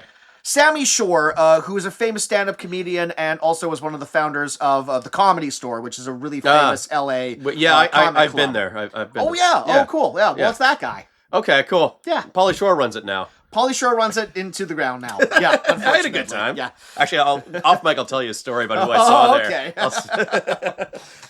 So yeah, they go to the mission. They have their meal there. Fucking Mel Brooks is asking for like seconds and thirds and everything, and like getting away with it because that's how the rich people do. Absolutely. Like, even when he's in this position, he still tries to get more than his fair share. We meet another homeless friend, Fumes, whose thing is that he just drinks hard alcohol. Yep. This actor's name is Teddy Wilson, and just to make this whole affair even more depressing, he died 5 days before this movie premiered. That's kind of an unfortunate final note to go out on. Yeah, and so like they're just shooting the shit and they're talking about how they want to spend their afterlife and everything, just trying to endear ourselves to these characters. They have this very grim observation where there's like an old man going around collecting plates. Yeah. And Sailor says he's not going to be around for much longer. His 11s are up. Mm-hmm. And he's all like, what does that mean? And he says, look at the back of his neck. And we just see like the old man. Like the neck tendons. Yeah. And he just says, like, when the neck starts looking like that, like a pair of 11. Like you're at death's door. And I'm just all like, what a grim concept to introduce into like this light comedy of errors. And I wonder if that's actual homeless person lingo that Mel Brooks picked up during some research. I bet it is. Because I have never heard someone's 11s are up I've never before. heard that. That might be just like an old school phrase that people, Maybe, yeah. It felt like foreshadowing, but it kind of isn't. Now, here's a question that I have about this movie, and it like kind of drew my eye a little in this mission scene. Is this amazing production design, or did they actually film in Skid Row? I don't have an answer for that, but I'm gonna wager that this is production design, because, Mel Brooks, very rich. Yes. He's made his millions, so, he has money to throw into productions. But they found a bunch of people that look pretty disheveled and gaunt. Yeah, man, that's casting. That's what you gotta do. Yeah. All right. I mean, I don't know. I don't know the nothing on Wikipedia or IMDb said anything about like half of the cast was actually unhoused people. It's not outside of the realm to employ some unhoused individuals on film sets.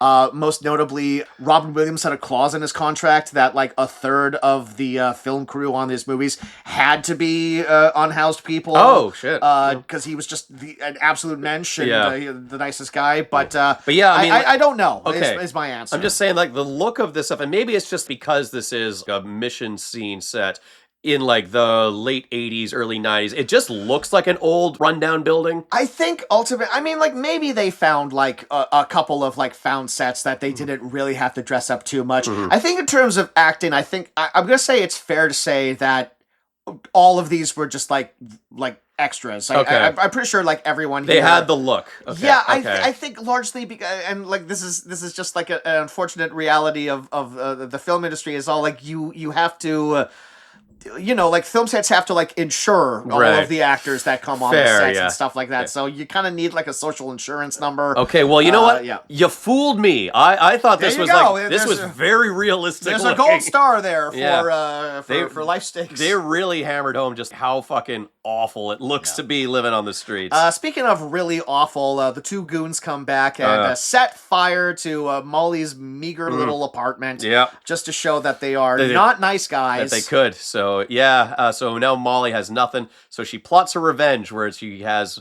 Mel Brooks lure them to a Chinese restaurant where from the balcony, Molly's going to drop a big old vat of hot soup on them. And this reveal really led to me to be like a damn, because scalding these guys. That could legitimately kill them, or at the very least leave them scarred for the rest of their lives. Yeah. We never see them again after this, so no. who knows? They might have crawled into a ditch and died. They got scalded from the boiling water. Yeah. But in this kerfuffle, Mel Brooks doesn't quite give them the slip, and so the bums toss him onto the street, which just so happens to be out of bounds for the ankle bracelet to go off. So he has to keep like inching back and he's just all like, I'm not coming back. I'm just putting my foot here. Yeah, but to the untrained observers like Sailor and Molly, he's so brave. He looks so brave standing up to these guys, which really endears him to his new friends here and everything. I also think like one of the stipulations was like if he goes out of bounds, he has like 30 seconds to get back. Yeah. Because we cut to Jeffrey Tambor and the lawyers, and it's all like,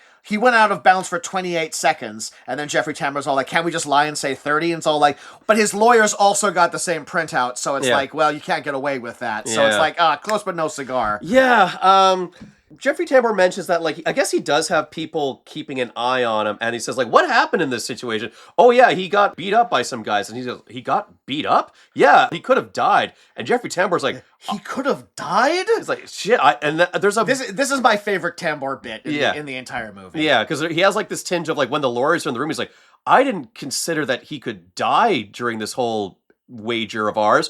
Oh, my God, that'd be awful. And then the lawyers leave the room, and he's like, it's a great... It's at that moment that I was like, oh, so Jeffrey Tambor is crooked. I finally figured it out. Yeah. I mean, like, it's interesting. It does take a while because on the one hand, Jeffrey Tambor could have altruistic methods, but still hate Mel Brooks. Yeah. Well, the two don't need to be mutually exclusive. Yeah, and like maybe if he was just so driven to getting this land because he does want to fix up the neighborhood and he is concerned that Mel Brooks is as ruthless and cutthroat as he is, that it's really imperative that he gets it, which is why he starts manipulating some events. Like he closes down the mission so he's trying to get Mel Brooks to quit. That's the most inherently evil thing that Tambor is, does. yeah. Where that's the moment where it's fully all like, oh, okay, he's a piece of shit. Yeah. Because it's like, he closes down the mission during like a very rainy evening, and which looks like a very unpleasant evening. And too. he does this to inconvenience Mel Brooks, but of course he doesn't spare a single thought for all the other people who can't get into the mission that night. Yeah.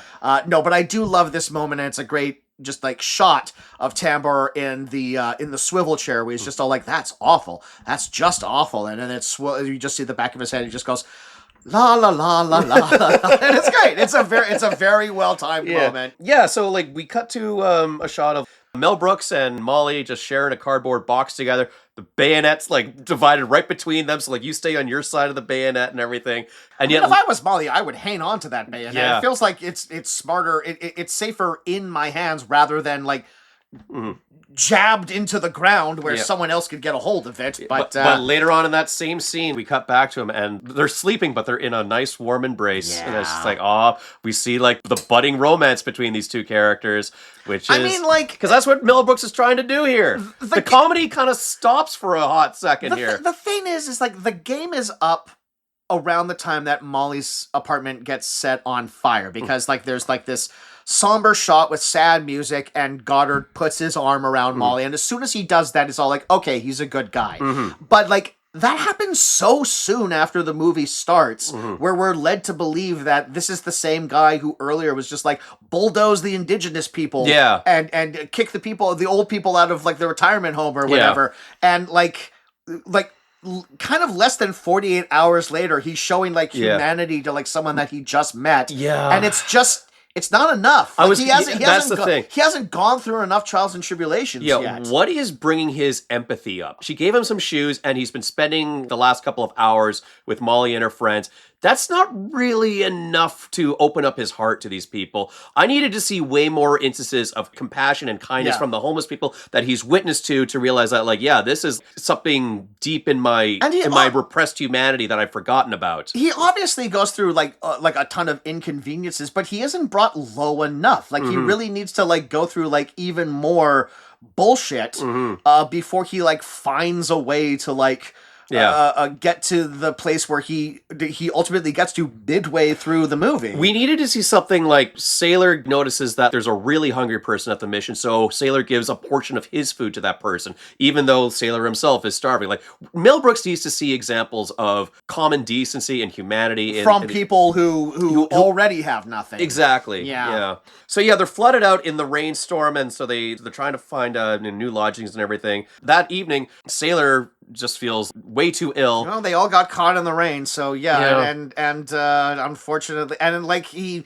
sharing like a sewer pipe with Fumes, and he pointedly says like, "Look at my neck, are my 11s up?" And Fumes is like, "No, man, you're fine." And he says like, "Okay, I'm gonna go to the doctor. I'll see you later." And it's just all like, "We won't." Yeah. We already know what's happening with this character Yep. because this movie is bleak. Yep. And indeed, they wake up and Sailor is not there, so they go looking for him. And of course, Mel Brooks is the one to find him, and he's just dead on the street corner. Yep. And this this bullshit cafe owner comes down and it's all like, "What? You never seen a stiff before? Get him out of here! He's blocking my entrance here." The ambulance comes by and says, "No use waiting for the coroner. Like, they're backed up. Let's just get this guy to the morgue." And it's just like, we get it, Mel. Yeah. Like, we understand the point that you're trying to make here, and it's just I kind of thought this would be funny. But he's not really going for the yucks in these scenes anymore. Like, No. what must have happened to Mel Brooks that he just felt compelled to tell this He story? must have had, probably just common decency, but like... Well, yeah, because he's like, this is the thing, like, he's literally been alive for 100 years. Yeah. And there's very little bad things you can say about Mel Brooks. I mean, like, I watched the Apatow documentary, and like, much like a lot of these documentaries or exposés on people who have like tremendous goodwill around them, kind of the worst thing you can say is that he was a bit of an absentee father to his first the kids in his first marriage, because they interview some of the kids from his first marriage. They don't interview his daughter, which I thought was interesting. And it's like, it's just, he was too busy being Mel Brooks to be a dad. Too much of a workaholic. I guess like eventually they figured it out, but it's all like the same criticism was said about Mr. Rogers, where it's all like one of the nicest people who ever lived on the planet, but he kind of wasn't a great father because he was too busy being Mr. Rogers. So yeah, Mel Brooks has a tremendous heart. I have to remember he's still with us. As of this recording. As of this recording, yeah. We're gonna have to edit this really quickly. So they obtain Sailor's ashes and they honor his wishes of burying him at sea, which they do by going to like the fucking LA River that's in the middle of that turnpike. Because he does say it in their earlier thing. He wants to be buried at sea because he wants to be a fish. Yeah, and they just say like, well, this stream will eventually get to the sea. So they have probably my favorite line in the movie where they give the box to Mel Brooks and say like, "You have the fanciest words. You say something nice about Sailor." Sailor, wherever you are. He's in there. Classic Mel Brooks. Classic Mel Brooks. And then, of course, they open the box and the ashes go scattering into their face, which I'm sure, I'm sure you, much like me, Jameson, at that point said, did the Coen brothers rip this off? I hope not. I think that's just a very common joke. The joke's in the air. Well, in point of fact, I did look into it, and it turns out both of these ripped it off from another source, which is Howard Morris's actual life. The actor who played Sailor talked to Mel Brooks and said, this happened when we scattered my father's ashes. Oh my God. So this actually came directly from his life, and Mel Brooks put it into the movie. You know what? This is the second time we've had a scene where like ashes are blown into someone's face. Remember the last time we covered a movie where this happened? No, you have to remind me, because It happened in The Bronx Warrior. I don't remember that at all. Oh, well, it happened. Trust me on this. Sure. Yeah. Did they have was it played for comedy, or did it just happen? It just kind of happened because that movie was shot like shit. Right. And they probably only had money for one take. Exactly. Yeah. Because they had to also deal with like the Hells Angels that day. So Jeffrey Tambor goes to bribe Mel Brooks' lawyers. He does the same joke again, which, to be fair, repeating the same joke was a Mel Brooks staple. Yeah. So yeah, it's for all sure. like, of course, like he does like the same thing. It's all like, am I interrupting? I'm interrupting. Yeah. I should come back. One more thing. Yeah. Will you accept a bribe? Yeah. It is a very funny line. It's like, would you consider betraying? Of course, we're lawyers. And this is what I'm talking about, where like there's not like a great sense of the passage of time, because from up to like the movie at this point in time, Mel Brooks getting dropped off on the street, meeting his friends, to Sailor dying and scattering the ashes. It feels charitably like maybe like 4 or 5 days. Yeah. All of a sudden, there's Smash cut to 2 days left in the last back. 2 fucking days. Yeah, and he's like, I did it. Yeah. And he starts celebrating maybe a bit too early. Yes, he steals like He says he steals a bottle of champagne. steals a bottle of champagne and Hey, he goes. here's an idea. Maybe film that scene. Yeah, There really. might be some humor in that. Sure, absolutely. But no, he just shows up with a bottle of champagne. Yeah, and goes Molly has found like another place to. It's like a garment store. It's like a clothing drive store because it's just like a bunch of clothes, but they're all like shoved together in like those big cardboard containers. Yeah, or but whatever. everything looks like a bunch of fabrics all together, so everything looks like all these like magnificent tapestries and drapes and everything. And he wants to celebrate winning the bet. She keeps asking, "What kind of bet?" And he doesn't elaborate. They just have the champagne, and then he asks to dance. And this is when her cold heart softens a little, and she has her beautiful dance number that's, the lighting changes, the cinematography changes. And this is just like a full-on dance number, kind of without any gags. No gags. It's honestly played entirely straight. It goes on for about 5 minutes. Yeah. Honestly, they left a lot of gags on the table. There's one shot where I'm all like, oh, they completely missed the opportunity for a joke here, where they're up on like a higher level, and then they jump into like this big container full of clothes, and then the music stops for a second. And then they burst out of the box. And then they burst out of it, and like as soon as I saw them, they're all like, they should have different outfits on. He should be in a tuxedo, she should be in a ball gown. Or like an approximation of a ball gown and Sure. a tuxedo, but made with like found materials or whatever. But this is played so straight that I have to think, and it's like such an elaborate piece, I gotta think this was Mel's scene of the movie. I gotta nail this scene. This is my La La Land moment. This is my springtime for Hitler moment for this movie. Except it's not the whole funny. movie hangs on this scene. Yeah. But no, it's played entirely earnest, and there's no comedy around it. Even though it is like a kind of the only heightened moment of reality in this movie, where it's all like, well, this is just a pure fantasy now at this point. It does end in a pretty funny Mel Brooks way. I think maybe the best joke of the movie. Yeah, she's Would you like to? Oh, sure. Like now they're just succumbing to their passions, and Molly's just like, "Oh, take me now, Mel Brooks." And so he starts like ripping off her clothes, but because she's a homeless lady, she's wearing like 1,000 layers. Yeah. So it takes forever. It's the best executed joke. Yeah, it is very funny. Yeah. Yeah. So yeah, they cut to the next scene, and it's the day of him winning the bet, and I guess off camera, he explained the whole thing to Molly. Yeah, and Molly doesn't quite believe him yet because, like, obviously she met him living on the streets, and, like, this does sound like an elaborate lie. Someone who is in those situations or potentially might have all of his mental faculties aren't there. Yeah, exactly. Might come up with. And indeed, that's what the villains of the movie are banking on. Yeah.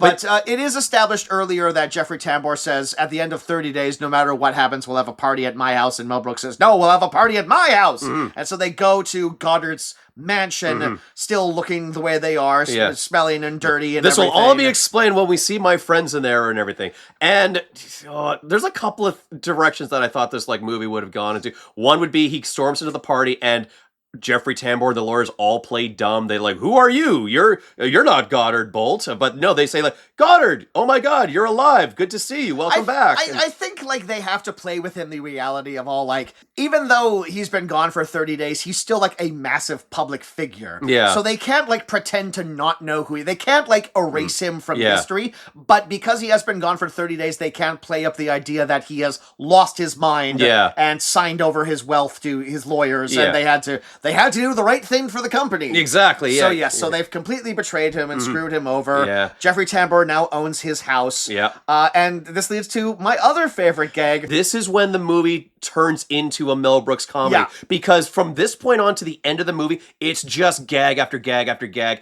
And the movie, I think, is better for it, but it stops being the movie that it was. You're absolutely right. Yeah. Yes, it's two diametrically opposite movies, and the drama portion is kind of done with now. And now that Goddard Bolt wants his fortune back, he's allowed to be a punching bag. Yeah. And it's well, I'm not leaving without my Rembrandt, and I'm not leaving without these candlesticks that I got from the Vatican, and I'm not leaving without my big tapestry. And it's just him running around grabbing things, and my absolute favorite bit is when he comes back and he just has an entire statue over his shoulder that he's just carrying. And they're it's like a flat comedy shot where you see him running past between these pillars, and the other side of of the room is all the house guests just kind of watching him lose his mind and everything. Yeah. But unfortunately, Jeffrey Tambor has hired security, so he doesn't get any of his things that he can pawn or anything. Here's something that just came to mind. So one of the other stipulations of this bet was he could not tell anyone who he was.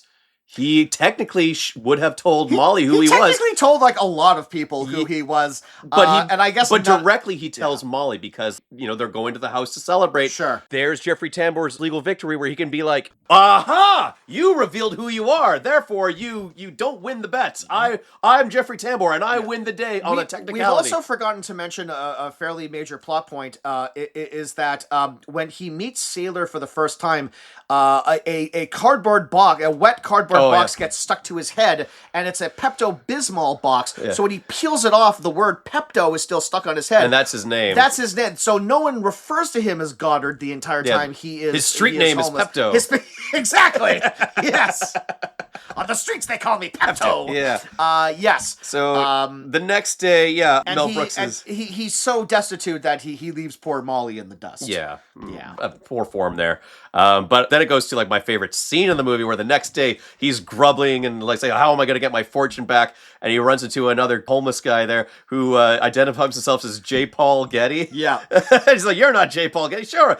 This whole sequence with the J. Paul Getty guy, where eventually it just evolves into like the two guys like trying to slap some sense into each other, and eventually like J. Paul Getty's all like, all right, fine. It's all like, why was that guy so mad? Oh, I guess it's because I'm richer than he is, and then he comes back. He's like, "You're not rich. I'm rich, son of a bitch." I'm J. Paul Getty. I was the richest man in the world. You don't see me ranting and raving about it, do you? Listen to me. You're not J. Paul Getty. In your mind, you think you're J. Paul Getty, but you're not. Whilst I, on the other hand, am Goddard Bolt, a genuine financial giant. So am I. You're not. I am. You're not. I am. You're not. I am. Wait. Let's be reasonable. Okay. There's an enormous difference between us. Even though in your twisted mind you think you're rich, you're really not. On the other hand, because of my serious understanding of the world of finance, I have amassed $6.4 billion. And I've amassed 6.5. You didn't. I did. You didn't. I did. You didn't. I did. This is great. There's a reason that there's a palpable energy between these two. J. Paul Getty, as this character is credited as, is played by a guy named Rudy DeLuca, who, in addition to being a co-writer of this movie, is kind of like Mel Brooks' secret weapon. Okay. I kind of think someone should make a documentary about this guy, because he's been involved in almost every Mel Brooks movie, either as a co-writer or as a co-star. I'd say his most memorable role is he plays Vinny, Pizza the Hut's robot assistant. You taste delicious. And the more I looked into him, he was the other founder of the Comedy Store with Sammy Shore. Okay. So he has like a long and fascinating background, and has been in most of Mel Brooks' movie, but I would say not at all a household name. No. So maybe someone make a movie about this guy, or at the very least, see if you can find this first scene with these two guys slapping each other. It's one of the highlights of this film. It's probably my favorite scene in the movie. Yeah, this is like the Mel Brooks comedy you were kind of hoping. Yeah. The level of Mel Brooks comedy you were hoping this would be. But he got so extreme with J. Paul Getty that an ambulance comes up and it's all like, okay, we gotta take this guy because he's clearly lost his mind. Yeah. And they take him to a hospital. And this is funny, but it's also depressing kind of depressing as hell. Yeah. So it's an overcrowded hospital. They're in the waiting room, and the same doctor who's like super absent-minded keeps prescribing Thorazine to Mel Brooks, and he's so absent-minded he doesn't recognize him. So every time they see Mel Brooks, it's like, oh, this man is delirious. Give him 500 more. Or no, not more, but give him 500 cc's of this. This is all this moment. So it's like an overcrowded hospital that's full of like other unhoused people, and Mel Brooks is sitting there and he's feeling sorry for himself. And this is where the title drop of the movie comes in, because he just keeps going, life stinks, and he says it like 12 times. He says it so often that everyone else in the hospital starts repeating it. And I just feel like there's a firm rule where if you're gonna say the title of the movie, it has to be once, and you can't draw attention to it. And Mel Brooks just isn't that type of writer. He's never been subtle, that he's guy. More of the type to hit you over the head with something. He does say life stinks like a million times here. But yes, this absent-minded doctor basically gives him an overdose. Yeah. And then the button on the thing is all like, my God, this man's going into an overdose. How does this sort of thing happen? Am I the only doctor in this hospital? Molly, I guess, gets word that he's been in the ICU, so she goes to visit him and everything, and she reminds him that life doesn't stink. Think of all the wonderful moments that we had together. Think of our dance together. And this is a really nicely written speech that she gives him, and and like, I don't know if Mel Brooks himself wrote this or is one of the other credited writers, but she says, like, most of it sucks, but like, think about like the nice things that happen. Like, there are moments that are great, and that's all life is, just a collection of moments. The little things are what make life worth living. And it's a well-written thing, and Leslie Ann Warren delivers the speech very well. And Mel Brooks, and this is what wakes him up and brings him back to life, and he realizes he's in love with her. Yeah. It's a wonderful scene. And everything's nice, but the movie's not over yet because we have to hoist Jeffrey Tambor at his own petard. Yeah, and so he's at the groundbreaking ceremony for what will be Craswell City, which is not a redeveloped neighborhood, but just looks like another super crass. Well, they've done the thing where they've like built like a little like platform for like all the rich muckety mucks and whatever, and it's like we're celebrating the demolition of this city. So it's like what we're celebrating is after we cut this ribbon, all these bulldozers behind me are gonna go and they're gonna displace a homeless camp. Well, this is the thing, is they haven't displaced anybody. No. It's like the opening scene of They Live, where it's like people are like in danger of getting run over and killed, and it's all like, look, it's a deeply tragic and unfortunate fact of life that homeless people get displaced all the time. People usually do it before they begin demolishing things, but Jeffrey Tambor's evil here, so that's what we're doing. So Mel Brooks and Molly go to rally all the homeless folks into taking back their neighborhood and crashing the fancy press conference. I like this moment here where everyone's running away, and Goddard gets his hands on a bullhorn and he stands up and he starts giving a dramatic speech about like, you have to fight for everything. And like at one moment I'm all like, oh sure, like the billionaire is going to inspire all the people. To this movie's credit, his speech doesn't work. No, that's true. Like, no one listens to him. Who's with me? And they all turn away. And but it's because Molly with another one of her trademark speeches. Well, she doesn't give a speech. She just says they have free food. Oh, right. And that's what gets everybody to go and start storming the thing. And now we're just in Animal House territory. Pretty much. Like they stopped just short of like throwing a cream pie at someone's face. Like, honestly, like it's just like society. There's a great guy who. Like a homeless man like grabs like a society lady wearing furs. May I have this dance, madam? And she's like, oh my! And of course, it cuts them a little bit later, and now she's in love with him. There's a part where the guy's getting a little too fresh with his other person, and she slaps him in the face, and her hand is just covered in soot after she touches him. It's good stuff. The one guy you mentioned, or the J. Paul Getty guy, he just starts repeating everything the lawyer says. And that's just another great Mel Brooks humor cranked up to 11 moment. How dare you break in like this? How dare you break in like this? Who do you people think you are? Who do you people think you are? Get out of here. Get out of here. I'm talking to you. I'm talking to you. Turn around, you idiot. Turn around, you idiot. You hear me? Do you hear me? Are you crazy? Are you crazy? Do you know who I am? Do you know who I am? Do you have any idea who you are dealing with? You are in serious trouble, my indigent friend. You are trespassing on private property. I can throw you in jail. And we get the one thing where Billy Barty gets to do. I guess the idea is that obviously Billy Barty is a little person, but I guess the idea of his character is that he's playing someone who has lost his legs. Yeah, because he has a little scooter. He has a little scoot that he goes around on. Yeah. And we see Mel Brooks run over and whisper in his ear, and Billy Barty's like, okay. And then he runs up to one of the bulldozers, and Billy Barty places himself so that it looks like the bulldozer has crushed his legs. Yeah. And the guy gets out, and that's the one thing Billy Barty gets to do in that. Pretty much, and thankfully, he doesn't call anyone the F word in this. And then it's your main event where Mel Brooks and Jeffrey Tambor get aboard these excavators, and they have like a fucking, well, it's staged to look like a fucking Godzilla monster fight. I will say this is fun in concept, but it's kind of a lame way to end your movie. It's kind of a lame villain defeat. It's a lame way to end a Mel Brooks movie. Because all that happens is Tambor and Brooks duel with like these big excavators, and of course Brooks gets the upper hand on Tambor, and he ends up picking Tambor up by the claw and whatever, and holding him up there. And Tambor's all like, I was just kidding. I'll sign it back over to you. Yeah. And he's all like, just don't drop me. Mm-hmm. Of course, in reality, Brooks doesn't have any leverage at this point. So the second Tambor hits the ground, he'll probably just be all like, arrest that man, and like nothing. So he folds way too easily for seemingly no reason, other than the movie has to end at this point. But I love the delivery from Jeffrey Tambor. He's just like, yeah, you remember our bet now, Jeffrey Tambor? And he goes, no. We had a bet, remember? No? Maybe this'll jar your memory.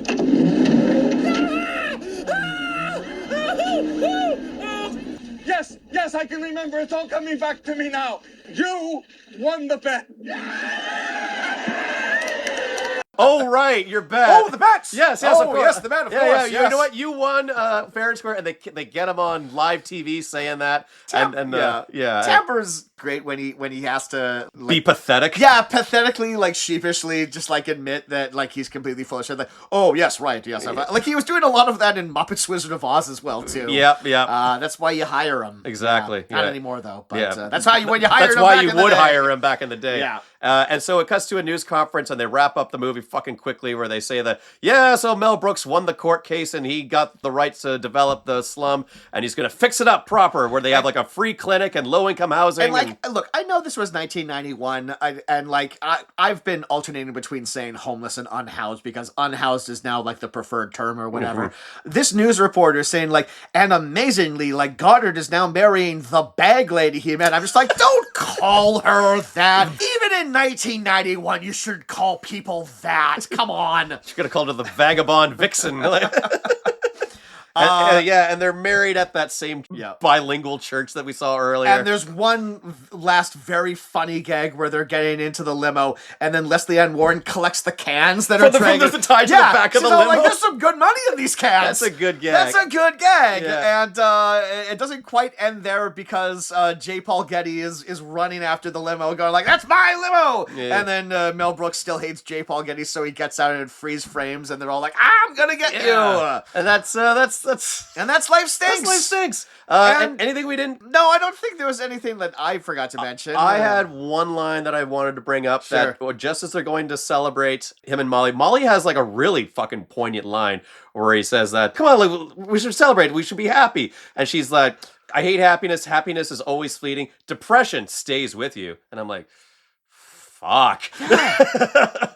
Deep shit. There's like some insightful shit in here. Yeah. And like, I did not have a great time watching this. It was kind of a bummer, but honestly, having this discussion with you, there's more to this movie than I think like the initial watch of it gave it. I don't like talking about it. I don't think I gave credit to how kind of insightful some of its opinions are on the situation that these people are in. Because like Mel Brooks is definitely trying something different with this. And I think, him being the powerhouse that he is in Hollywood, I don't think there were like any kind of production notes where they're like more jokes in the end. I think this is like to the T of what Mel Brooks wanted to do. After Blazing Saddles / Young Frankenstein, he stopped getting notes from the studio. Exactly. No one was telling him how to make his movies at this point. Exactly. So like if we're gonna answer the question if this has a certain something or a whole lot of nothing. You know what? I guess it kind of depends on how much you want a serious take of Mel Brooks. You really have to go into this with the previous knowledge of knowing that it is not like any of his other movies. It's not going for parody. It's not really going for broad humor, even though there's a bit of that in there. And the stuff that is funny is very funny. Yeah. But that's not its focus. I would, again, like there are two other movies. I'm sure Silent Movie's hilarious. I would wager this is probably Mel Brooks's least successful film that he directed But if this is the worst movie he directed, that's still a pretty good track record. We're marking it as in comparison to the other broad Mel Brooks comedies, but I don't think he's going for broad comedy in this. He's going for like something a little more dramatic in this. If you asked him point blank, he might say this is a movie he's like the most proud of. I think I read one quote from him that said that this is his the proudest acting performance he's ever given.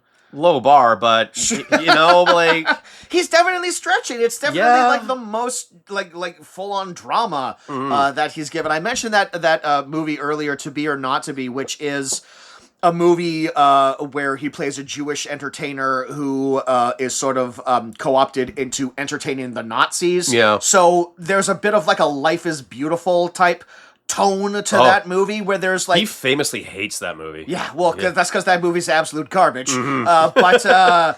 and also maybe like he saw it and he's all like, I already made this movie. But like there's, like he does like a bit of like dramatic acting in that. But yeah, certainly like this really is like the outlier in his career of like him attempting to do something. It didn't quite work, but there's just so much goodwill for Mel Brooks that he kind of gets a pass on this. Yeah. So I don't know if I could say that it has a certain something. I don't know. It's kind of in like a weird middle area, you know? Like, I would recommend to the fans of Mel Brooks, watch those scenes that we brought up, the ones that were fucking hilarious. Watch that because they're good stuff. If you want to see something different from Mel Brooks, check it out, I guess. Just for completion's sake. Yeah, for completionist sake. Heads up, you're not going to walk away super satisfied with it, but you might get some more insight on the man. It is definitely an interesting curio. Yeah. In a career that kind of contains a little bit of everything. Yeah. Yeah, really. Wow. And maybe that's all that needs to be said. I guess so, yeah. Wow. Mel Brooks, he can make you laugh, but he can also try to make you cry.